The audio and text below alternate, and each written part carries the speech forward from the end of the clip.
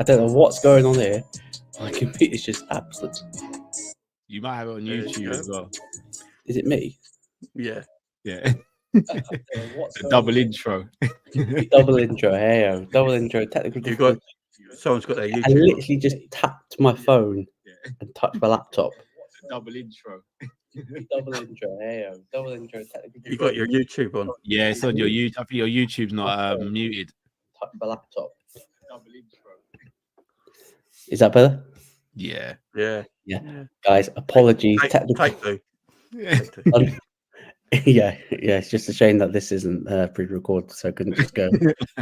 Stop. Hey ho. Everyone, welcome back to the channel. I'm joined by the partners in crime as always. Joined by Callum, joined by Jamie, and we're gonna basically review the card of the year, UFC 300, where we saw Pereira break out another meme as he knocked out Jamal Hill in the first round, and we saw Zhang Weili, the first woman to knock out, submit, and win by decision, all in the same fight. And we also saw Max Holloway become the BMF, flatlining Justin Gaethje. And also on the card, we saw Arman Sarukian, fight a fan, become the #1 contender. And we saw Bo Nickel do Bo Nickel things. And Bore everyone. As Jamie says, bore everyone, but he picks up another submission win on his rise up the ranking. Gentlemen, how are we doing this evening? Good. I'll be honest with you. Literally before this stream, I watched the Max Gaethje fight back for maybe the 17th time. Obviously, I just want to make this clear before I say this. Obviously, I'm not going to go and step into a cage and fight or do anything like that. Just watching Max, I just feel super inspired. I don't know what it is. I just feel super inspired by Max. Like, it's just crazy. Like, the last time I felt like that about a knockout was Izzy Pereira or Leon and Kamaru. That was crazy. Jamie, how are you feeling off the back of UFC 300? I feel good, man. I've had 6 hours sleep since on Saturday. My daughter's got chicken pox. It's like, everyone's like, ain't slept. But I've got some breaking news. So I am officially retiring the Dark Jamie gimmick. That gimmick has been retired. I am now being professional Jamie. Professional Jamie will take over. I will be professional and correct. I will never crack a joke. I will never be rude. Whoa. No. I didn't sign up for that. The Dark Jamie character will be retiring. Never! He didn't stay! Not going anywhere. Anyone who believes that bullshit is like, there you go. No, Dark Jamie's here to stay, guys. I'm right. Just did the Mark Henry retirement in the Hall of Pain.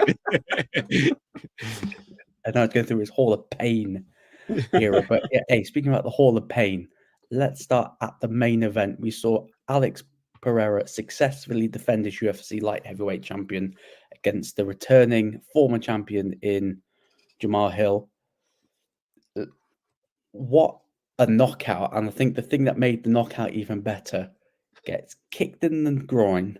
Herb comes and he goes, hold on, let me cook. Let me cook. And literally 2 punches later, he is flatlined and he just does the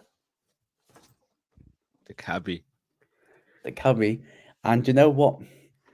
The thing is with Pereira, I feel like that he knows that Izzy had an interacting with him a while ago as well. I just feel like that he's just constantly just in his shadow. And from Izzy saying that Alex is just in the bar saying I beat that guy. Well, it looks like Izzy's the one watching him in the stands thinking, damn, I beat that guy. But I'll start off with you, Jamie. Is off the back of that, is Alex Pereira the biggest star currently in the UFC? Obviously, Conor McGregor's on a different level, but I'm talking about active fighter at the moment. He's been in the company for 3 years. Yeah. 3 years ago, he's a 2-time champ. They are literally fast tracking his Hall of Fame career, like that. Yeah. I've said it and I keep saying it. Soon to be heavyweight champion of the world as well. and I've been saying this before even anyone mentioned about Pereira going up to heavyweight. He will be a 3-time world champion in the UFC. I think he just needs to fight a grappler and a wrestler now. And if he wins that fight, he's the pound for pound best in the company. He just needs a grappler or a wrestler, like a proper grappler, like a really good one, you know, and he will then be, for me, the pound for pound best in the company. Right now, he's my favorite fighter in MMA, in combat sports, full stop. The man, I've never seen a man get kicked in the bollocks and ignore it. He ignored it. To let him cook. He got kicked in the bollocks. He looks like it hurt Jamal Hill more than it hurt him. He guys, we all know what it's like, right? I've never seen a man. He retracted his testicles. I'm telling you right now, there's a button in his hand or something like that. He goes like that, and his testicles go up to be protected. Yeah. Something happened, because that's not normal, right? Told the ref, don't worry about this. I've got this. It's going to be over in 2 seconds. Also, what we never saw in the fight is that he stood on Jamal's foot, didn't he? So he couldn't move. So basically used him as a speedball. That's what he did. Just use him as a speedball, man. Just use him as a speedball. And I think he's just a couple of fights away from being the pound for pound best in UFC. He's a bigger star right now than Izzy. There you go, I've said it. He's a bigger star. Facts. Right now than Izzy is. And Izzy is in his shadow for me, and not the other way around. I think Pereira's just gone, I'm done with you, son. And he's just gone to another level. He's a main. Like, a lot of people had Hill to win that fight. It's very 50-50. Yeah. Let me touch on that with you, Callum, because obviously Hill came into this fight with a lot of people doubting whether or not he came back too early from quite a serious Achilles injury, a similar injury that Kobe Bryant had as well. Like if you looked at his scar, even I was a bit like, is he being backed into a corner by the UFC saying you need to take it or else we're going to pass you on? And he came in with such a different energy. Like, he was so respectful to Pereira behind the closed doors, but when it came in front of the camera, he was taking every opportunity to basically cook anyone online that even had a shred of doubt that he would even win this fight. Do you think he was so focused on basically social media and every pundit, every journalist commenting on him that he forgot about the real challenge in hand, which was Pereira? Yeah, I do actually. I think I said it to you guys. It was very unlike him character-wise, because he doesn't usually go after his opponents like that. He's usually very chilled, very relaxed. As a person, he's very chilled and relaxed, and he's always like that with his opponents. I remember him before his Johnny Walker fight. There was no animosity, no bad blood. Before his Thiago Santos fight, no animosity, no bad blood. And he took those guys out efficiently as well. It almost felt as though, instead of him just going in there and trying to win the fight, it felt as though he was trying to convince people before he even had the fight and being like, how dare you doubt me? Like, I didn't lose the belt. The belt got taken because I got injured. As opposed to just saying, yeah, I got injured, the belt got taken, I'm going to go out and prove myself, and I'm not really going to do the back and forths with people. Obviously, doing that stuff leaves yourself open now, because everyone he responded to is now going to get back at him. So, and that's kind of the game he's played. So he's got to take that one on the chin. It felt very weird in the build-up, especially the press conference and the way, even in the cage before, as Pereira's walking out, he's catches the arrow. He's standing at the entrance and he's waving him in. I'm like, bro, you're wasting your energy doing that. Like, you're meant to just be chilling right now, waiting for him to get in there and then try and do your business. So it was a weird approach by Jamal Hill, but Poatan was just on another level, just on an absolute another level. And look, I'm a big Izzy fan. I've got to agree with what Jamie said. He is a bigger star than Izzy right now. He really is. I think the moment when I sort of knew that probably Jamal effed up was when they did the face-off, and then obviously, Pereira's talking to Joe Rogan, and then the second the translator went, "It's now personal." saying that, yeah, it's all good being nice behind closed doors, but you just ran your mouth on stage. Now it's personal. That's what I knew. Said. Do you know when I knew Hill fucked up? When he decided to have the fight with Pereira. When I knew he messed up. A perfect comment here by SL_99 said Hill should have taken a warm-up fight such as Yuri. Yuri's not a warm-up fight. Yuri ain't a warm-up fight, man. Yuri gave Pereira thingy the most trouble we've seen in the octagon, probably. In the apart from Izzy, obviously, but like, Yuri, we just saw what Yuri did to Rakic. Yuri is no warm-up fight for anyone. Like that's a full training camp and some change. Like Yuri changes lives. Yeah, I just think with now what happens now off the back of this, obviously Jamal Hill is going to have to go back and face the contenders. Maybe he may fight Rakic, Blachowicz. I don't think he'll fight Yuri. But now for Alex Pereira, he's got a few options now. By the looks of it, he's not going to make Rio. He's not going to make it. No, he can't. No. Jamie's sent us in our WhatsApp group the fact that he broke his toe a couple of weeks out from the fight. And I think Ariel said that he may have broken another toe in the octagon as well.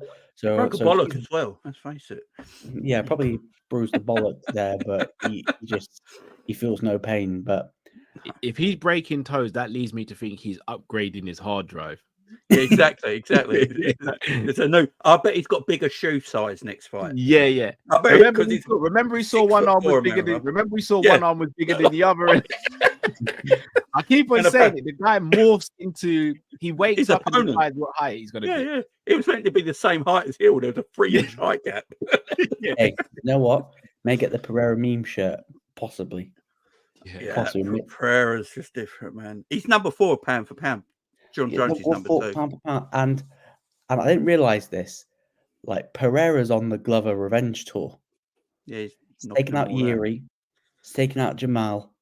If he really wants to jump up to heavyweight, but there's another guy that he's probably gonna look to take out for Glover. Mr. Johnny Bones Jones. If he ever, I want that fight to happen because they're both not natural heavyweights. It's perfect. Oh, I'll do it. Jones is fighting one person. Jones is fighting the man at the bottom of the screen, and then he's just calling it a day. Yes, I don't know. I don't know part of John Jones. So what's the next route for Pereira? Because obviously he's mentioned about discussing he wants to fight at heavyweight. Mamed Ankalaev mentioned about saying that he's next in line for the belt. And then mentioned saying that I'm going to outstrike him like he's not just seen literally every other light heavyweight. And he never said he was going to outstrike Pereira. No, he did. Yeah, he did. He said he's going to knock him out. He said he'll knock him out in like one round. I'm thinking, did you not see the last fight? So what do you think is Pereira? I'll start off with you, Jamie. Pereira's next fight. Is he going to stick around at light heavyweight again, or is he going to say, no, I want to fight at heavyweight next? Or do you think he's going to be being told, no, you're going to be defending that belt again? So then you'll move up. Listening to him in an interview like recently, I think it was today or yesterday, he looks like he wants a heavyweight fight. That looks like he wants. I think UFC will either give him or Cyril Gane. Ooh. I think we've got a possibility of seeing Pereira Cyril Gane, you know. Would you not think that if he's going to make the jump, he'd be fighting Aspinall? Cyril Gane's ranked 2. Aspinall, I think, is going to fight Curtis Blaze in England. So Cyril Gane's ranked 2. I think if they can't do a light heavyweight match for him, he wants heavyweight. He wants an heavyweight. You know when Anderson Silva was middleweight champion, but he had the odd 205 fight? Yeah. I think that's what Pereira might do in his next fight. He might just have the odd heavyweight fight because, look, he's bigger. Look, his size of him, he can easily be. I think he's about 232, I think. Yeah, he could easily be 240 for a heavyweight fight. No doubt about it. But I think him and Cyril Gane stand up war because that's not going to go to the ground. Do Obviously. you know what? Yeah, if I'm That'd be the a UFC, fight. yeah, but the thing is, Jamie, that's not going to happen because Cyril's got a habit of ducking fighters, so there's no way he's taking that because he's ducking that. The second he just get the text from Dana or Hunter saying, "Yeah, Pereira, France," you probably just go, "Well, I did not see." Classic Wenger. Well, I did not agree. see the text. I don't think Cyril Gane takes the fight. It's a lose-lose situation for him. It's an absolute lose-lose. Well, then it's Aspinall if he has. I think you're right, Aspinall Jay. was there. Like Aspinall was at UFC 300, Yeah. and there's no other reason that he's going to be there unless talks have been happening between the UFC and the two of them about getting a fight on. Because I think Aspinall said, like, even when they were around each other backstage, Aspinall said he just got a vibe that he was eyeing him up for a potential fight. And there's no way that you're going to bring your interim heavyweight champion to an event where there's no other heavyweight contenders on it, unless you're planning to patch up a super fight. Aspinall Pereira, unless you're now going to decide. That's erotic. Yeah, John Jones, yeah. Scrap the belt you've got, because let's be honest, you're done after this. Aspinall Pereira's for the real thing. Possibly, but I'm not too sure whether or not they're going to do that. But what do you think, Callum? Do you think he'll fight Ankalaev next, or? I think he will, and the reason I think he will is because Ankalaev is ranked number. He's gone up in the ranking. So Alex is beaten number 1 in Yuri, number 3 now in Jamal Hill, and he's also beaten number 4 in Blachowicz. If he beats Magomed Ankalaev, the only other person you could argue is maybe Krylov. He doesn't need to fight Krylov if he beats Ankalaev. If he beats 1, 2, 3, and 4 in the light heavyweight division, then he's undeniable. No one could even raise a question. Then he goes up to heavyweight. I think the and here's the thing: Ankalaev is a grappler. If you watch the Blachowicz fight back, Blachowicz kicked the crap out of his legs, and Blachowicz doesn't have the punching power or accuracy of Pereira, or the kicking prowess of Pereira. If Pereira starts kicking at the legs of Ankalaev and then catches him, Ankalaev is done. If Ankalaev is going in there with the mindset that he's going to stand up and fight Pereira, then I'm afraid he's going to go sleep. There's only one winner there. Like, I don't get how you can watch Pereira since he's been in the UFC and think, I'm going to stand with him, especially when you're not a great stand-up fighter. Like, if you're Izzy, I get it. With Ankalaev, I wouldn't say he's one of those rare Russian fighters where he's more of the striker rather than the grappler. I still wouldn't say he's great, though, bro. But I wouldn't say that he's a great one. Striker. Someone mentioned here, would love to see Chimaev eventually move up to fight Alex. Yeah, you'd be co-signing his funeral. I just want to see Chimaev fight regularly. Like, Chimaev, I know it's a tangent. Chimaev might be the most hyped fighter on the roster based on the fact that he doesn't fight enough. Yeah. True. Yeah, like he needs to fight. Obviously, he's got the fight with Whittaker coming in Saudi later on this year, but that fight's not going to happen. Like, Chimaev's the king of calling out people that he knows he's not going to. Yeah. If Hamzat went up and fought Pereira, he'd get destroyed. Yeah. Pereira would kill him. He'd be deadly. I think Pereira, Ankalaev, after he's fought Ankalaev, he's probably beat him. I just don't see what's left for him in 205. Everyone's so beneath him. Can I ask a question? Sorry, boys. After Yuri's performance and the fact that we all thought Yuri got stopped early as well, even though it looked pretty much like he was going to get stopped by Pereira, could you make an argument for Yuri to get one more fight? That's the only other fight, ain't it? But yeah, that is the only other fight. Pereira, I don't think particularly likes rematches too much when he's won a fight.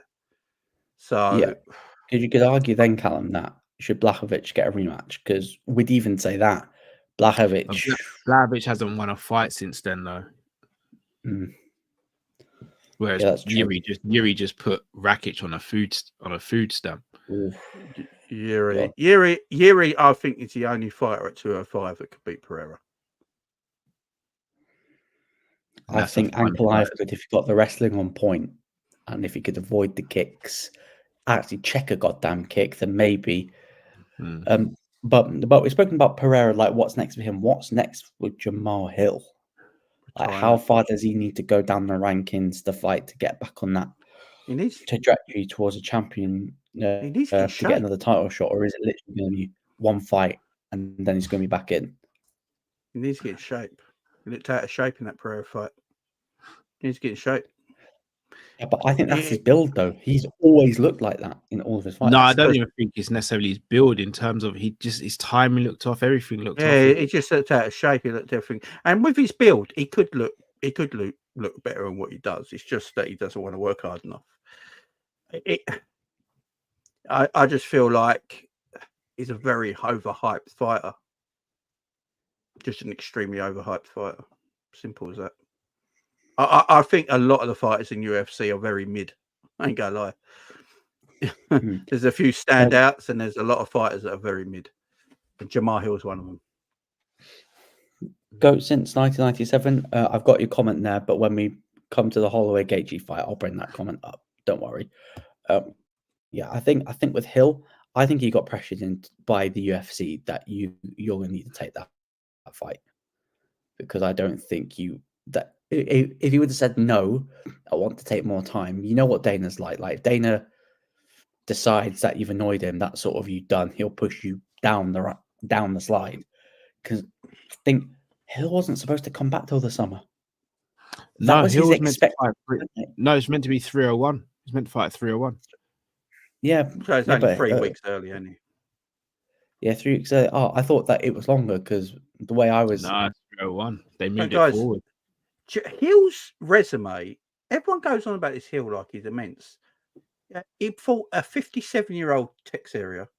He fought Santos, Johnny Walker, who I probably could have a go against, and Craig. It's not exactly. I don't get it's the not hype. It's not a great resume. I don't get the hype about him. He took the jump to fight Glover in Brazil. I think Ankalaev was out injured, and that's what's propelled him. Because I think we did the watch along, Cal, when he won in Brazil. Yeah, and we were like, brilliant. Yes, he was great, but let's see how he does when he defends the belt, because people were sort of thinking, is he that guy? And based on, obviously, you don't want to say he's not that guy based on that performance, but we need to see when he's up there with the top of the divisions, like him versus Blachowicz, like him versus Rakic, probably makes sense after they both suffered really bad knockouts. Yeah, it'll be very interesting to see how he does once he returns, to see whether or not this loss against Pereira was just him needing to shake off the cobwebs of being out for so long. I bet he gets Anthony Smith. I bet you any money Jamal Hill gets Anthony Smith next. The Smith's fighting this week. Do you know what funny? Remember, he was meant, before he got the Glover fight, he was actually booked to fight Smith. Yeah, I think they'll go back to it. I know Smith's fighting this week, but next time Jamal Hill probably fights, it's about, it's a week in between Smith and Hill fighting. So I think you could still make that fight in about 3 months' time. Possibly. Probably. Even Krylov, you could go Hill and Krylov. Yeah, I don't know what's going on with Krylov. There's been some rumors about him, about why he's been inactive, because no one's heard from him. Unless you go Blachowicz. Some rumors that he may have. Hill Blachowicz might be the fight you make. I got one. Khalil Roundtree and Hill.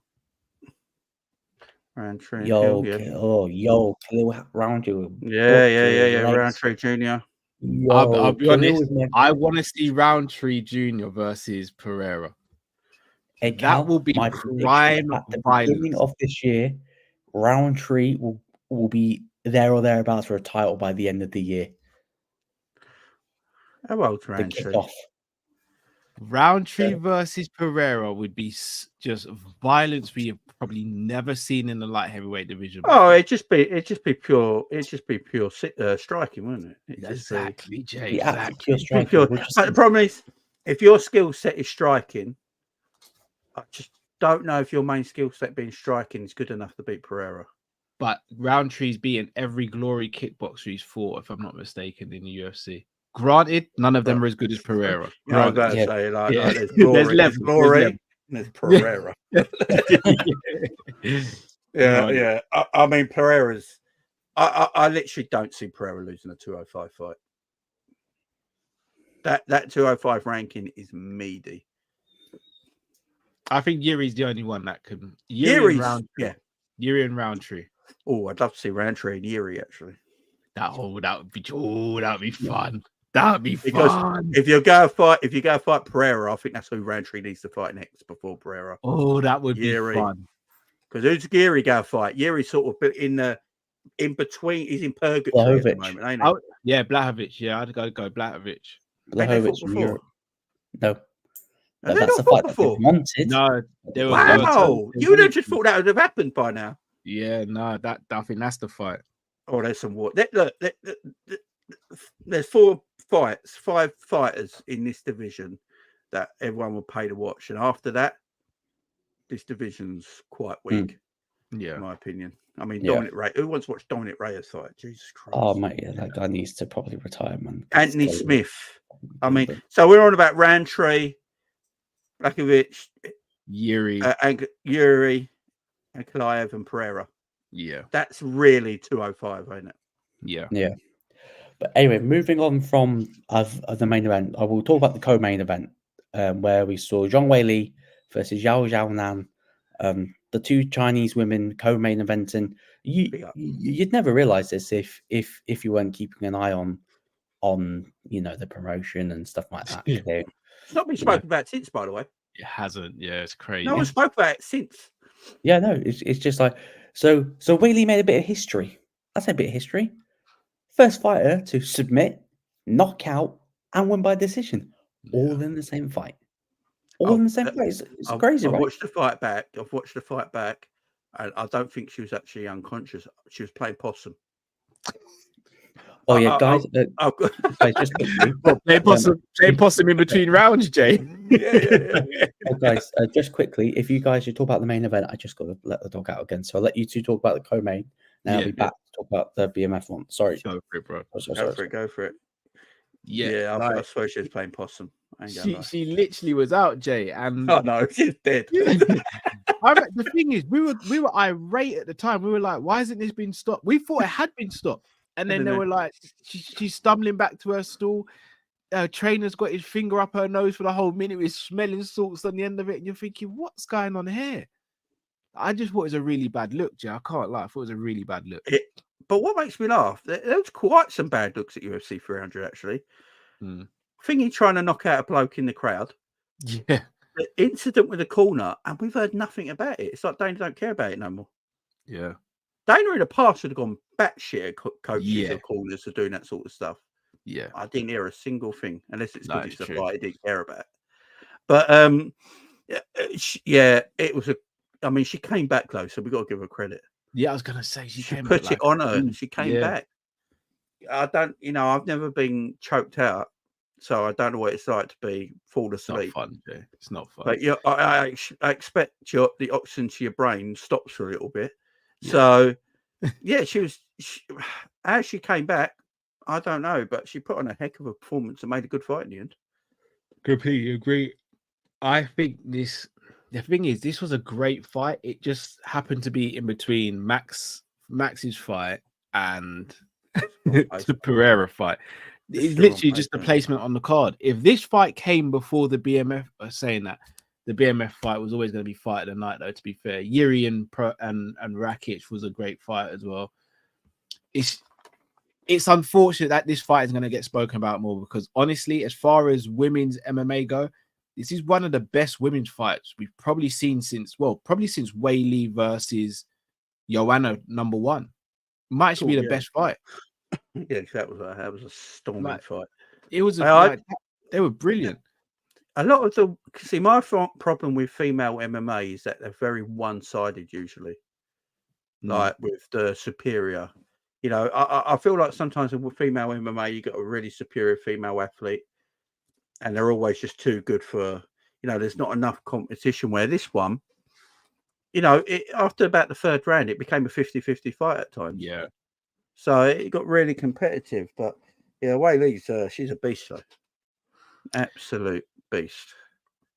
I think for Wei Lee, it's one more defense in this division, and then she's got to move up. And I think she has the stature to move up. Maybe not the height, but she's got the physicality and the stature to move up. Yeah, definitely. What to probably what the winner? What weight is she in? It'd be the win. She's 115 at the moment. She'd have to move up to fight the winner of Grasso and Valentina. Yeah, that'd be great. I'll tell you, because I don't think Valentina will beat Grasso. So Grasso Wei Lee would be a good fight. No, it hurts me to say that. I think Valentina's got other things in her mind at the moment. So, yeah. She's got other things in her mind. Yeah, she's got that modelling career going and all that. But I think Grasso and Wei Lee would be a heck of a fight. Really do. And I think Wei Lee beats Grasso. I don't know why. I have a feeling she beats Grasso. But there ain't many. Like, I'm trying to think of people Wei Lee. Saying that Grasso is highly underrated because no one gave her a chance against Valentina, and she beat Valentina. Yeah, she's a dog, man. She's dangerous, and I just don't know Wei Lee. I'm trying to look at. I'd say Suarez, Tatiana Suarez. Tatiana Suarez is probably the one, isn't it? Yeah, it'd have to be her. She's the only thing is whether she can stay injury free for a camp. If she can stay injury free for a camp, then I think she's fine. Yeah. And I actually think she's the only one in that division who can beat Wei Lee. I don't think anyone else can beat her in the 15-pound division. No, I agree. Yeah, that's got to be the next fight, surely. Yeah. For Yan, I think she maybe fights someone down the pecking order. So maybe something like a Yandropova. Jessica Andrade. She just beat Jessica. She beat Jessica. She just beat her, ain't she? Yeah. To get the title fight. So, Mackenzie Dunn? No. Well, who? Mackenzie alone. What, Zhao? I think they fought. They fought, yeah. Mackenzie should have won, but we leave Mackenzie out of it, shall we? Yeah. Again, this is a problem with the strawweight division for women. There's not a lot of talent in there. Well, arguably one of your biggest stars has now decided that they want to go up a division in Rose. Yeah. Although Rose didn't really have that allure after her last fight, so even that. Am I the only one who don't like Rose? I like Rose. This ain't unlikable. Very arrogant. I don't think she is. I think Pat is, though. Pat comes across quite arrogant. Yeah. I mean, Pat used to do her own work, so that's not worried about that. Jamie's just cooking it. Yeah. So so sorry, I just had to take the dog out. So what did I miss? Did you talk about who's the next? Yeah, it's just great fight. Who's next for Wei Lee? Yeah. Yeah, I think next for Wei Lee is pretty obvious. It's Tatiana Suarez is basically as number one contender. So, and then as for Zhao, I sort of agree with you, Jamie. The division is pretty maybe a Jessica Andrade, Maria Rodriguez. It's rematch cities, really, isn't it? I mean, yeah, maybe Jandiroba. She hasn't fought Jandiroba, I don't think. She's up and coming. Jandiroba, yeah. It's not many. Yeah, I think they got to get rid of the strawweight division.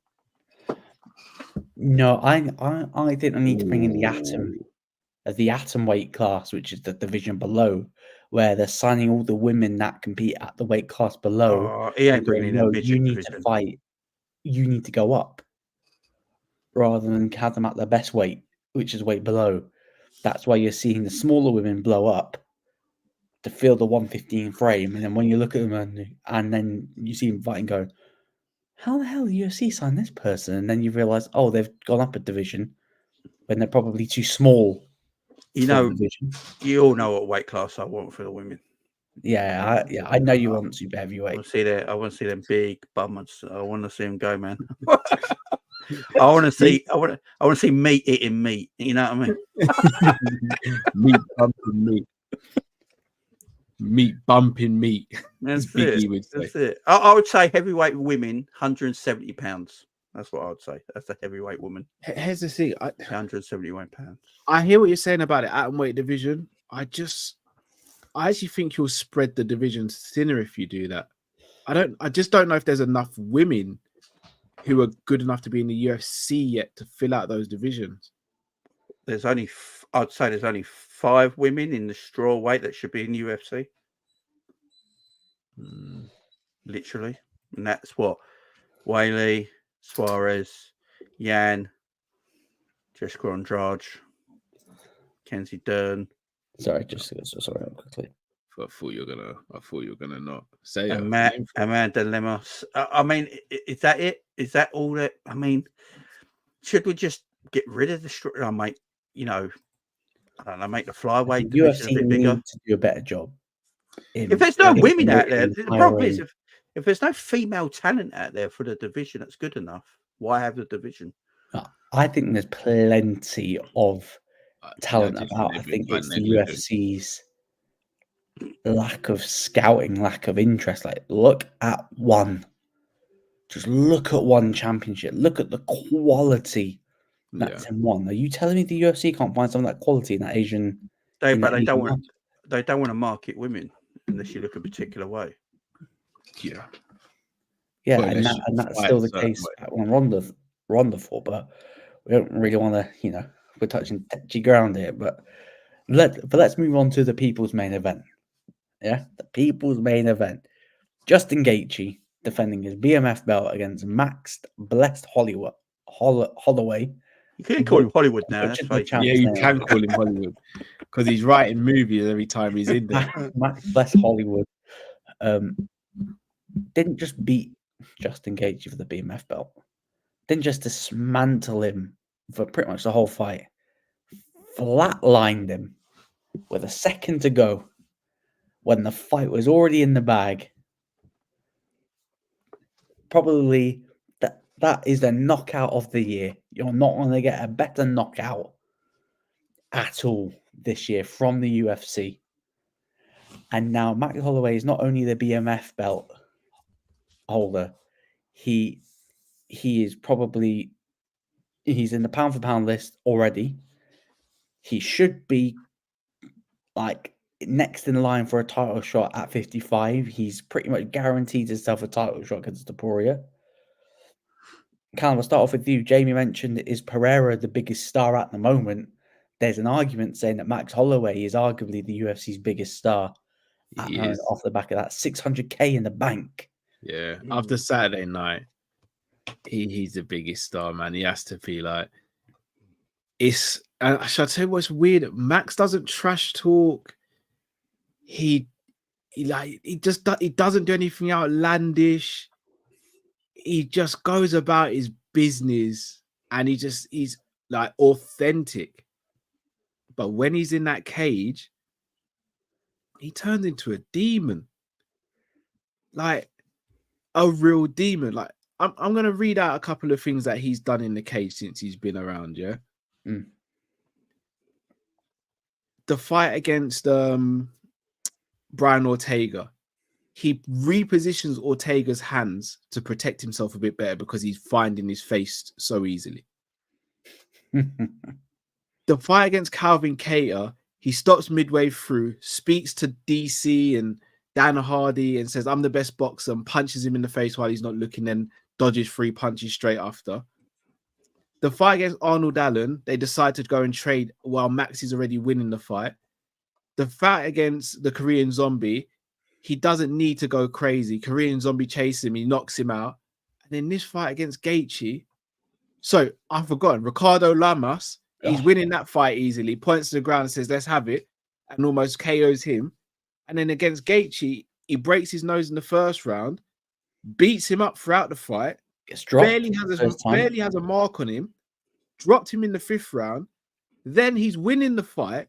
Any other fighter in the world who's beating Gaethje with 10 seconds left starts just hopping around the cage and staying out of Gaethje's way.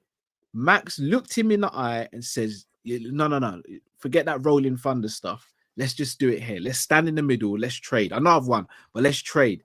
And then knocks him out with 1 second to go. He's that guy. He's actually that guy. He's him. He said it himself. He's him.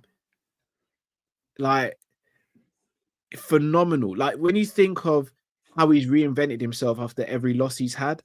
After the Conor McGregor loss, reinvented himself, went on a great run.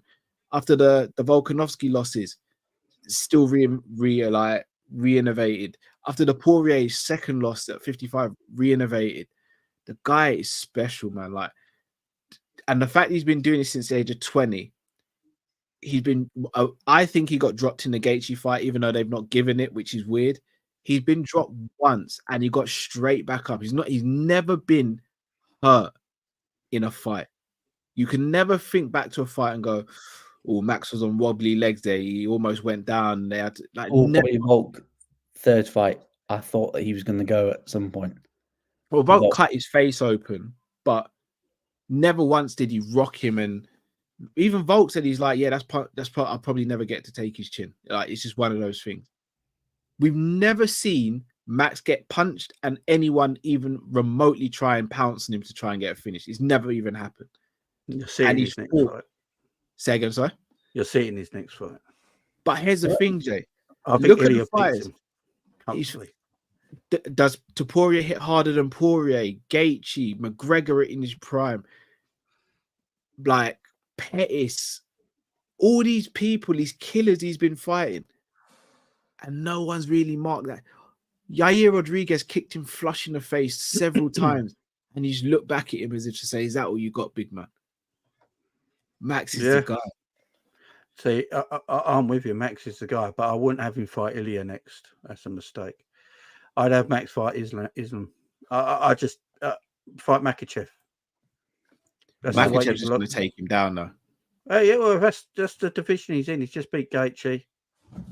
Go and fight Makhachev. No one wants to see Makhachev Arman. No one wants to see that bore fest. Put Holloway in there. Well, Makhachev Poirier has been made. Like, that's already been made. Yeah. Yeah, that's go happen, and you know Poirier's go get dusted, and so after that's finished, and Poirier can fuck off. We can have like I'm done with the diamond. He's cold now. Get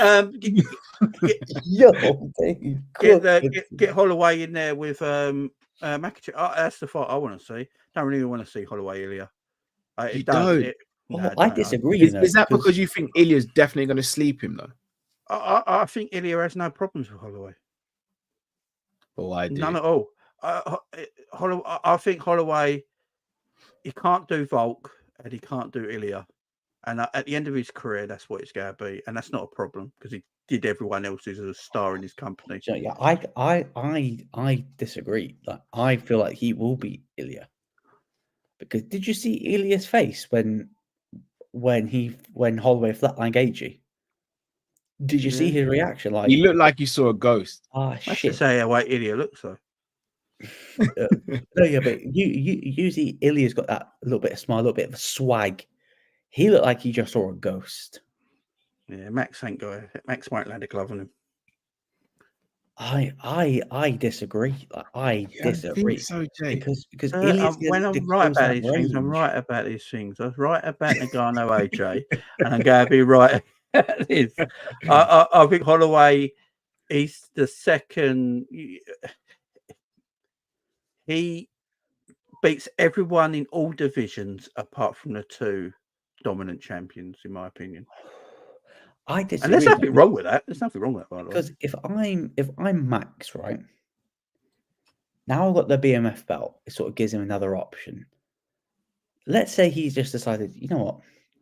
Fuck the other two belts. Don't really need them anymore. I've got the BMF belt now. It's not a belt. Now I can go after money fights, like a McGregor rematch, like. He sleeps McGregor. He sleeps McGregor. Like any other money fight that's around those two divisions. Maybe jumps up to 170. Maybe he wants to Nate Diaz. Maybe like a Nate Diaz or Jorge Masvidal. You never know. So maybe not Masvidal. Nate down that direction. Even though I think Masvidal and him are pretty cool, pretty cordial. The thing is, right? It is confirmed that it's going to be him versus Ilya next. I think Max will beat Ilya.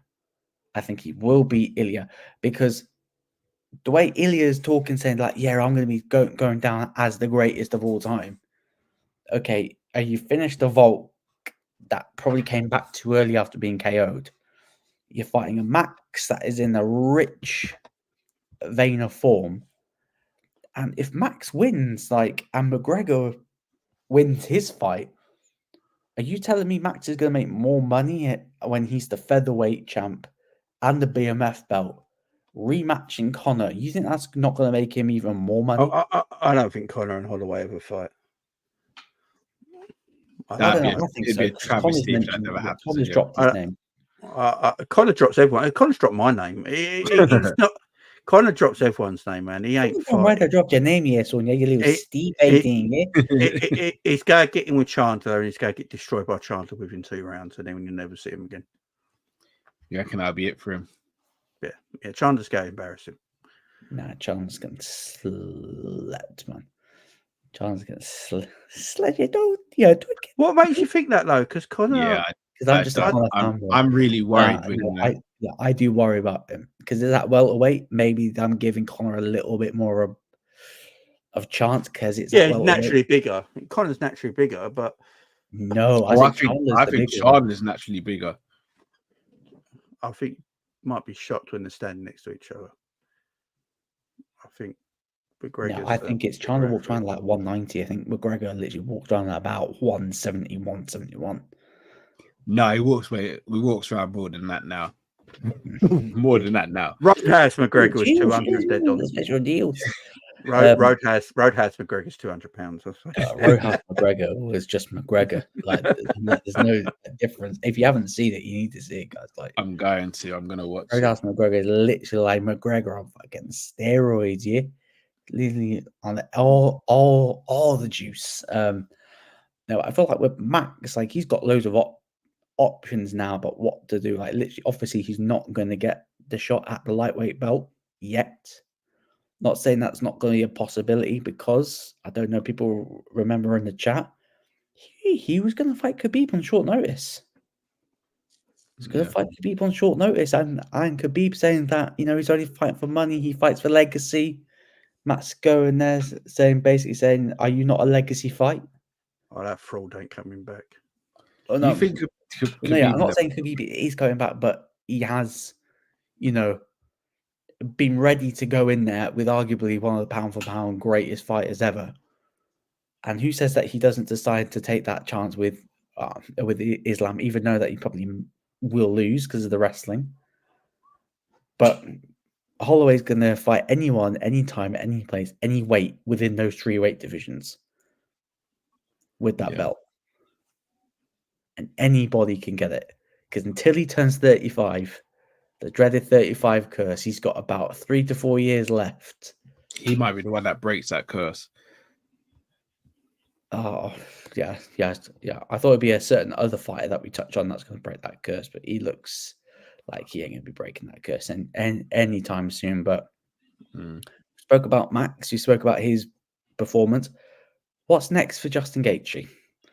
What's next? Is this his time where he's going to hang up the gloves? Because Gaethje did say he's making one last big push for the title. The second he hits, he's going to retire. Do you think that's going to be the case? He's the most unintelligent fighter I've ever watched in my life. I'm going to say something. He takes too many shots. It's dangerous for his life. I'm being serious here. I think I've listened to him speak recently. It's not a good thing. He needs to give this up. He takes too much damage. He doesn't fight with enough IQ. I actually think if he fought with more intelligence and IQ, he would have a far better career. Yeah. But he's too gun. He's taking too many shots. And for a man I really respect as a fighter, he could be one of these fighters that we look back on and think, "Oh my God, look at you're a mess, man. You should have retired years ago." And that's what I worry about Gaethje. I really do. Rematch with Holloway? Oh no. I don't know. I don't need to mention about McGregor though. SL tonight. Are you talking about McGregor or talking about Gaethje? Not Gaethje. I don't want to see the Gaethje rematch now because literally Max bullied him, and then just decided just to put him out. Who's Gaethje going to fight though? Like the winner of Chandler Conor? No, I think Gaethje fights the loser of Islam and Poirier. Oh no, I know. I don't. I've got a completely different name. I've got a completely different name, and it's Okay. on the back of this type of this fight. You're gonna say Oliveira? Nope. Game bread. He's been talking smack to him, and then Gaethje said that if he wants to welcome him back, then he'll happily fight him. So I think that could be a possibility. Because let's be honest, like if Gaethje wants to fight for the title, he's going to have to do it the long way, and he's already said that he's not going to do it the long way again. So if he's going to stick around, he's going to go after the big fights. And if Masvidal's got the interest to coming back, then that's a biggish fight. Masvidal's not coming back. This is madness. Gaethje's never getting a title shot. He has to win 4 fights to get a title shot. I don't think he'd need to win as much as 4. I think he'd have to win at least 2. But he's I don't 35 now. That's what I'm saying. Post. I just don't think Gaethje was ever that great. You know, it's just who's he going to fight? He ain't going to beat Dustin Poirier if they fight. Michael Chandler, that was a war. Raphael again? I don't know. He's not going to ever beat Holloway. Or is he going to be a gatekeeper for people like Dan Hooker and that? Or what are we doing here? Just retire, man. Leave. Money. Just leave, man. Money, more gun. Yeah, but Moicano's way down in the rankings, though. I don't. And they don't make enough money. Gaethje's not a draw. He doesn't make money. Yeah. Where's his money fights? He's apparently go have. It's only one person you can have a money fight with in that division, and that's Conor. Yeah, that's I don't think he gets the Conor fight either, unless they both. If Conor loses to Chandler badly, he's not fighting Gaethje because it will end even worse. Yeah, I've got a theory, or not a theory. I've got a hard statement to make. Gaethje is MMA's Liverpool. Yeah, the nearly man. The nearly man. And you look at him and you think if he just changed his tactics a little bit more, he could win those belts. I've got a better one. It's Dustin. Dustin's more like MMA's version of Liverpool. Because Liverpool's their own worst enemy and Gaethje's his own worst enemy. Gaethje could have wrestled Max in that fight. Could have taken him down. We were saying it when we were watching. Taking him down. I only say Dustin because he was in that opportunity. He had Khabib, the closest we've seen him being beat in that submission. Like that's why Dustin, for me, he is MMA's version of Liverpool. Paid in full. Paid in full, but I can also see Gaethje because Trevor Whitman is like the Jurgen Klopp. An absolute madman, smiles through anything. Whitman's a pussy.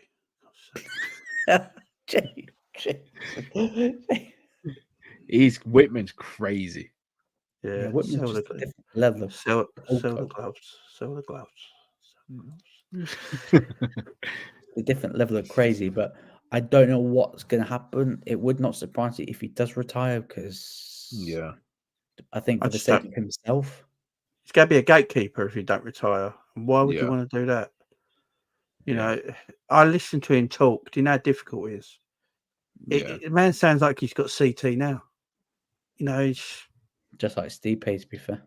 Yeah, go and do something else, man. You don't need to do it. He's taken wars. Has Gaethje ever really had an easy fight? No. That's what I'm saying. Well, no, James Vick. Yeah, James Vick. Yeah, but how long ago was that? Yeah, and that's what I'm saying. They're wars. Every fight he has is a war. It can't continue. It just can't. He's got such good wrestling that he never uses it. It's mental. Yeah. He could have put Holloway in a lot of different positions if he used his wrestling. Yeah, which would have helped his striking because it would have made Holloway think twice about his distance and everything as well. His IQ, he's just not got MMA IQ for me. No. He's too much of a headsman. He's always about headshots. No, he's terrible.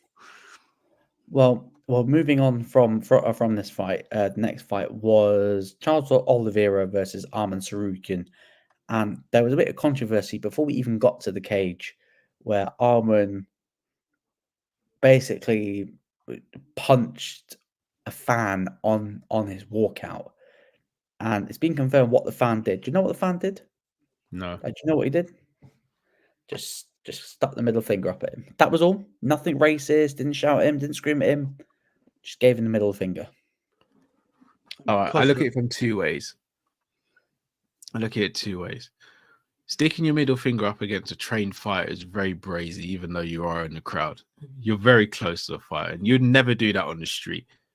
So that's number one. So that fan has learned a valuable lesson.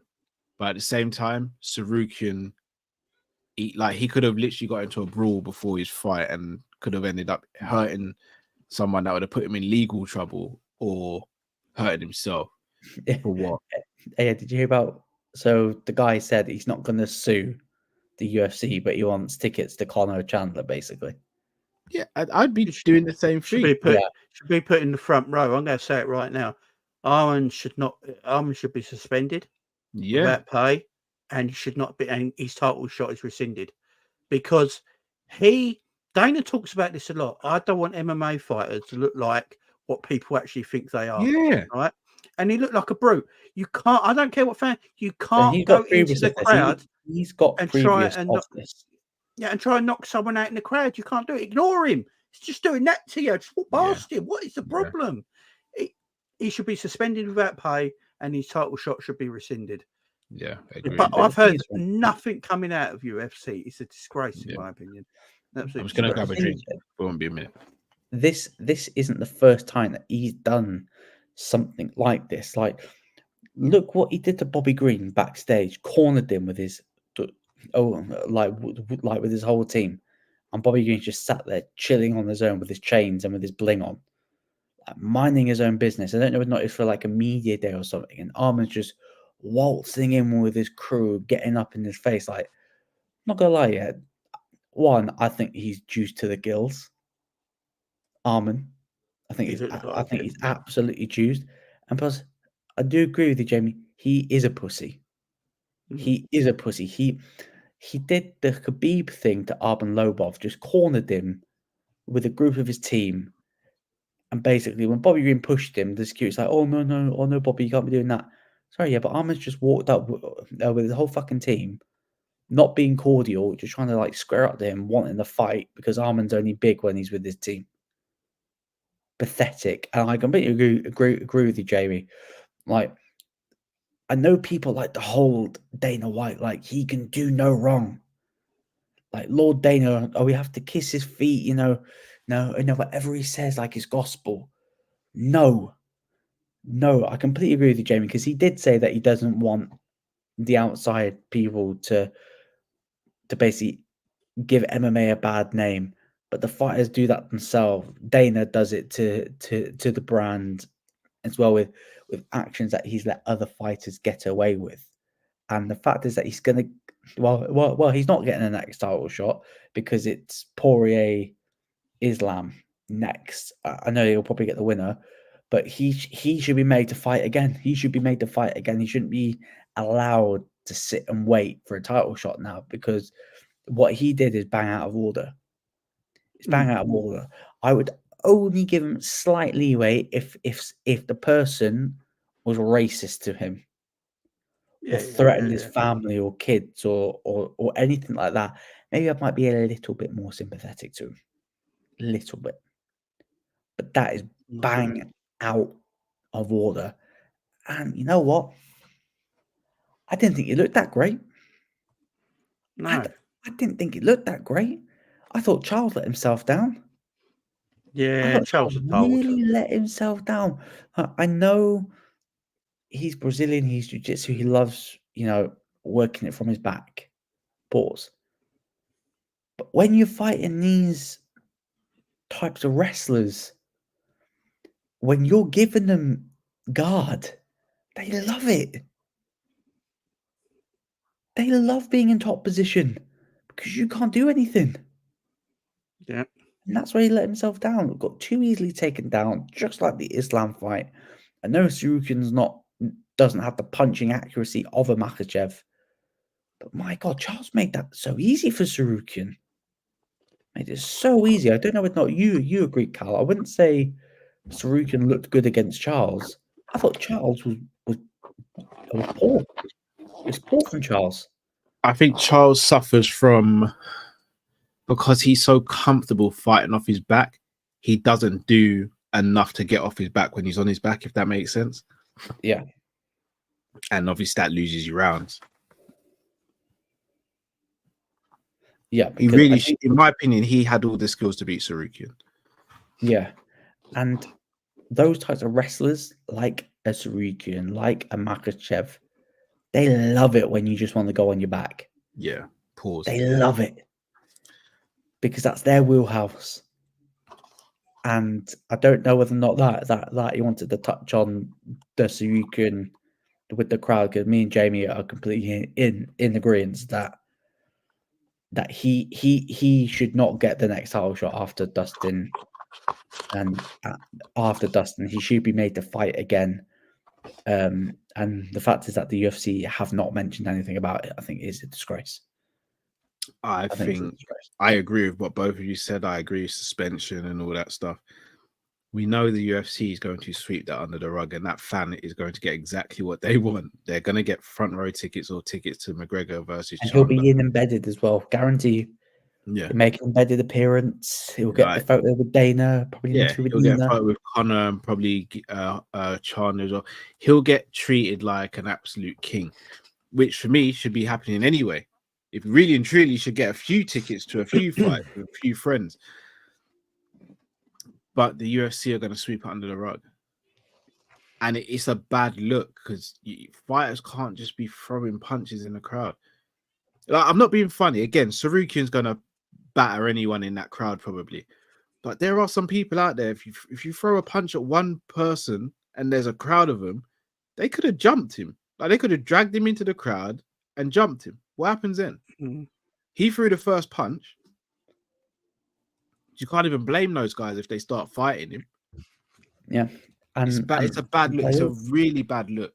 I think the UFC have swept under the rug, and it's not a good look. Because it's not the first time. What was the last thing Dana made a whole hoo-ha about pertaining to like the organization?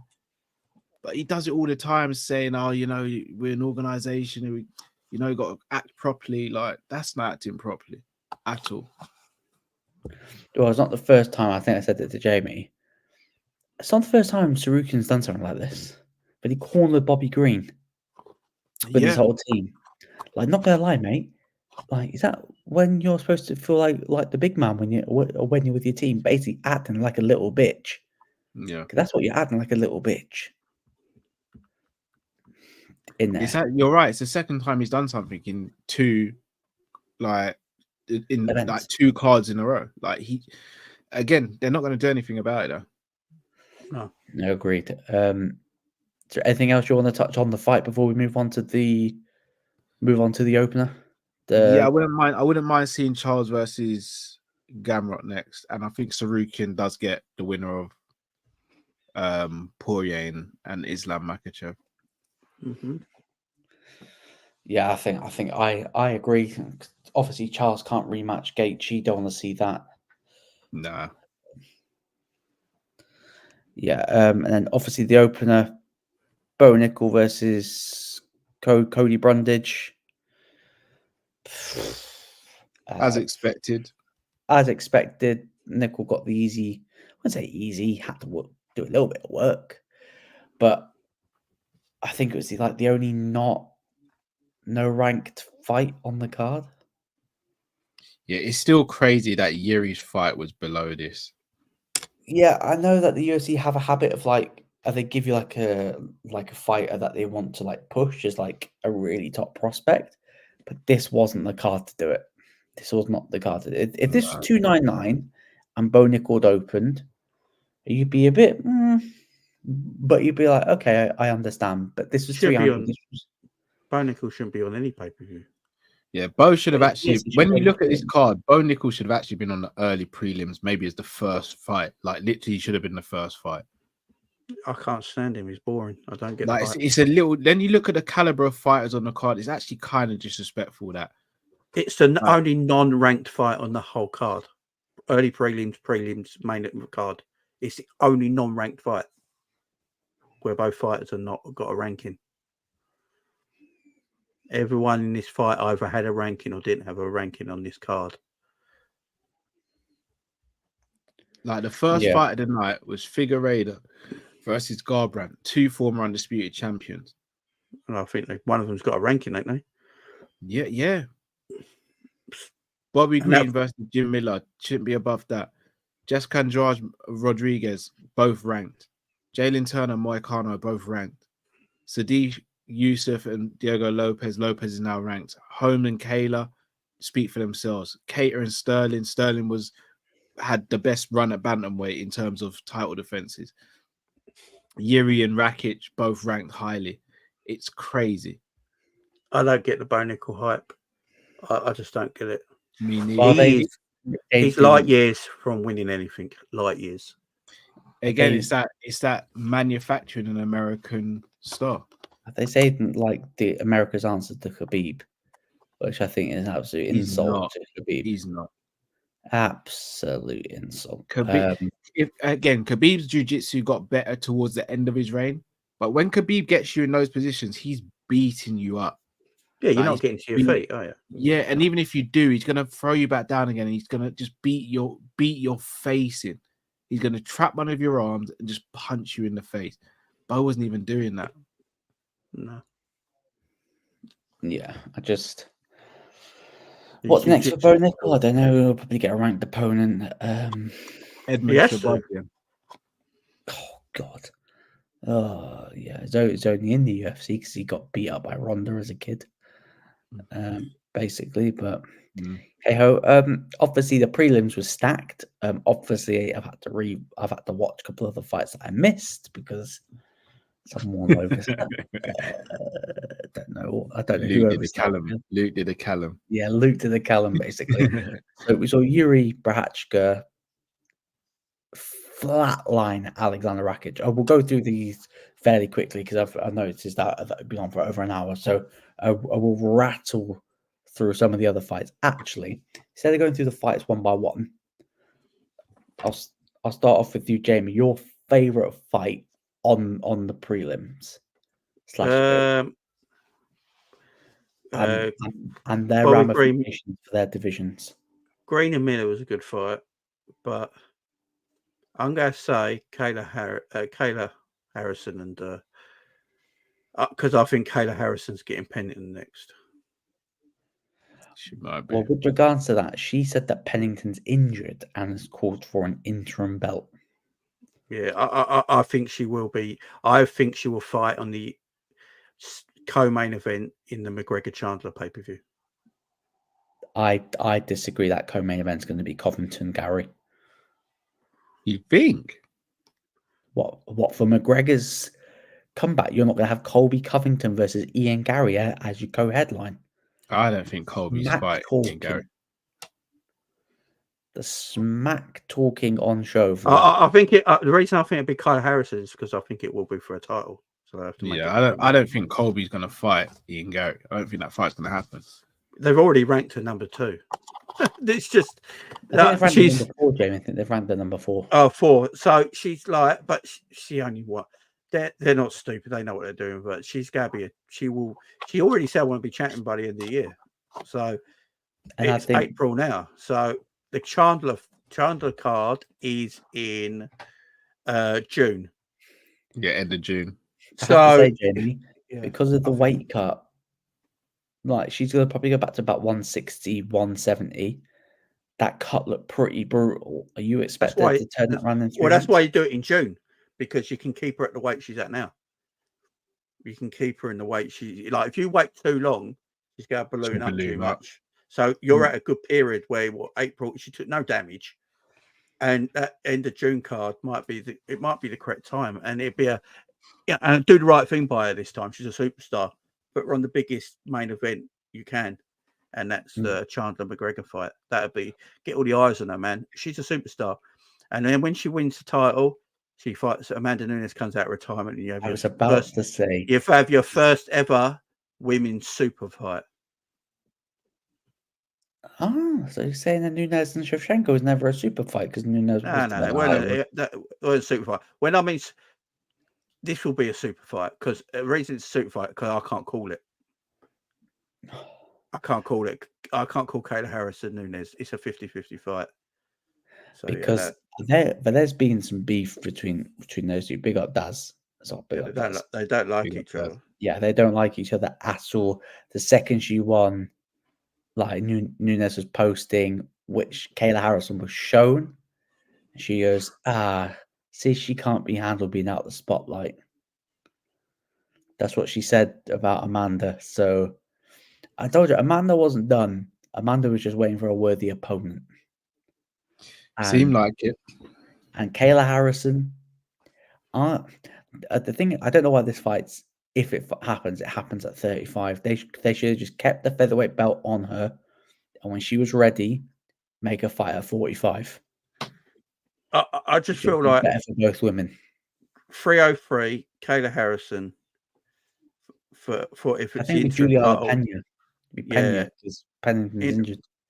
Get the title on her at 303, and then at what you got to look at it as well. She's not going to be able to fight in Saudi Arabia probably. Oh yeah, she ain't fighting in Saudi. Then you got the Abu Dhabi cards in August, and the Australia card in August. So then you looking at November, the September, big 30th anniversary card. You're looking at November for Amanda Nunes versus Kayla Harris in November. Yeah. No. I think Amanda won't fight this year. Amanda will not fight this year. It'll be next year. You don't think? Yeah. You never know, you know. Yeah, Amanda ain't coming back this year because let's say it's been let's say Pennington's out till November. Kayla does an interim belt. She'll need to unify the belt at the end of the year. And then it'll be middle of International Fight Week next year. Nunes will return for Kayla Harrison. Yeah, I think that's going to be the play. Callum, your pick of the fights on the prelims. Yuri perhaps, because that fight was insane. Like Yuri was getting hit with everything. He was getting hit with leg kicks. Rakic was catching me. You're thinking, Yuri, like he's sustaining it now, but it's only a matter of time. And then Yuri just puts a pace on people that they just he just drags them into deep water and they drown. And then he just puts a beating on people. Yuri again, the only person in that division I think that beats Yuri is Pereira, because Pereira's got the ultimate equalizer with his power. Apart from that, Pereira's power is not natural. Didn't they say Pereira had the same punch power as Ngannou in that fight? By the way, better punch power. Yeah, I think that's he doesn't land correctly marking. I think that's marking because they're just trying to erase Francis out of the UFC. Well, they did put a video of it upload, didn't they? So yeah, he's dedefinitely more of an accurate puncher, but I don't think he hits harder than Ngannou. He hits hard, obviously. I think Ngannou's power is a myth. Ngannou's power is a myth. Yeah, I don't think it's as hard as everyone says it is. Art's over him. Yeah, Francis. Yeah, it's definitely not. Definitely not more powerful than AJ. That's for sure. Yeah, cool. Yeah, Francis saying that he's going to show you his power. I don't know, man. He's going to show you the power. He couldn't knock out Fury. AJ knocked him out. I don't know. Is he that powerful? You're just a savage, you know. He's not as powerful as AJ. That's been proven. It's not as powerful as AJ. Been proven. No, I think he hits just as hard as AJ. AJ's a better boxer. AJ obliterated him. Yeah. He didn't even land a punch on AJ though. AJ beats him in the octagon as well. No. Oh, come on. No, never. On that bombshell, I'll touch on a fight that I had to watch, which was Jalen Turner versus Renato Moicano, when Moicano looked down and out, and second round secures the knockout and called out Paddy the Baddy. Him and Bobby Green want that Paddy fight in the UK, and I'm for both of them fighting Paddy. Okay, I think they've got a pretty good chance against them both. I think Neither of them are going to both of them get. got a good chance against him. Neither of them are going to get that fight. Bobby Green is a terrible fight for Paddy. But Terrible. they both won. So Bobby I think Green Paddy would mentioned annihilate saying that him. he'd be down for that. Paddy needs a fight like Bobby Green, though. That's the thing. Paddy does need that fight. He needs a Bobby Green-like fight. If he beats Bobby Green, Paddy's the real deal. If what we all think will happen and Bobby Green pieces him up, we can get rid of this prick. So I'm all for it. I just want them against Moicano because Moicano wants money. That's such a good post fight when he just goes, Moicano wants money. Can we talk about how meaty some of these UFC cards coming up are? Yeah, it's gonna be like that. The best card video, Jamie. That's probably for a separate video tomorrow. So meaty, Actually, man. So meaty. We will discuss about that tomorrow. We'll discuss that one tomorrow. Are we doing 301? That is the question. Of course, we have to. It won't be the prelims no more. The 4th of May. When is 301? 4th of May. Yeah, so 4th of May. Oh, I'll be honest, boys. I'm not even in the country.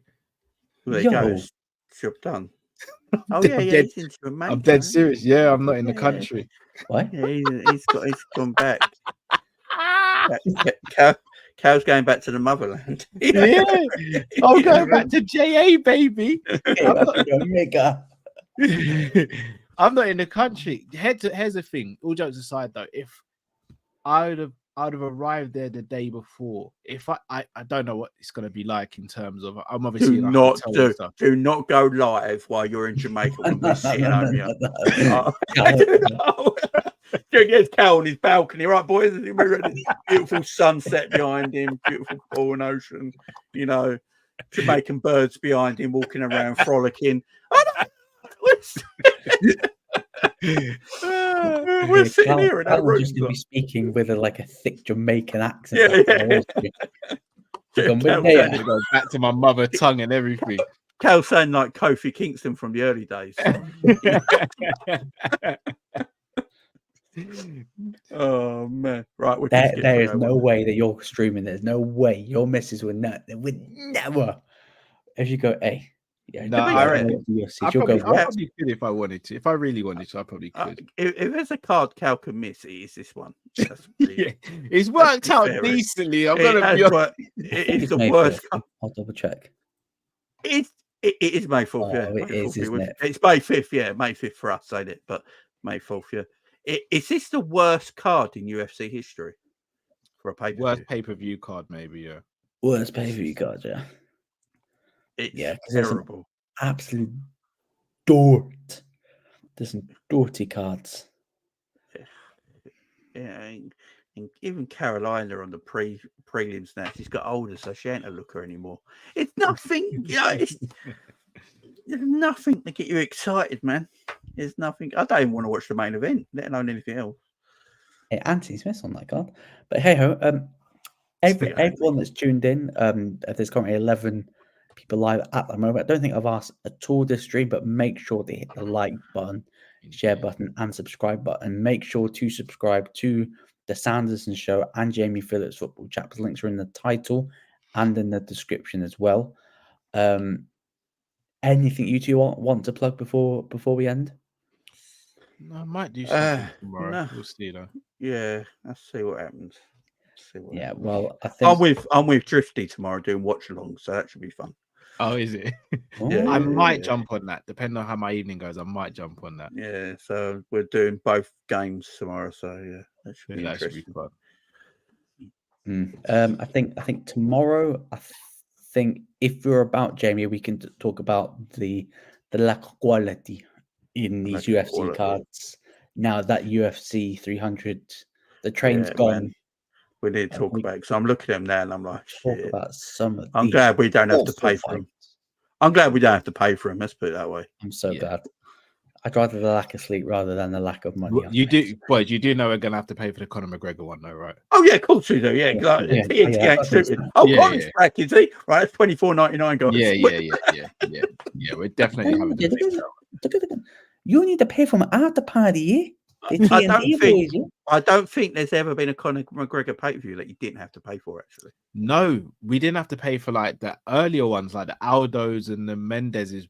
I think it's only happened since Cerrone. In fact, I was actually I We don't know paid for about Cerrone.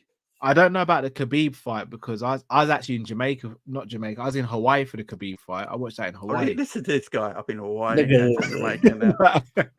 that was honeymoon. That was honeymoon to be fair. Oh, that's all right. That's all right. That's all right. That was just a regular little trip to Hawaii. Yeah, Like. this Jamaica trip's nothing. It's just a little bit we're doing on the side. Yeah. Yeah, but man. everyone that's tuned in, make sure to hit the like button, hit the subscribe button, subscribe to the two guys' channels. Make sure that you're tuning into Drifty's channel tomorrow for the watch alongs for the Champions League games as well. And then make sure just keep the bell notifications on. You'll get notifications when I'm next live, because I think I may stick to doing live videos actually, because they're actually quite easier to do rather than doing pre-record. So everyone that's tuned in, thanks for watching, and we'll see you all very soon.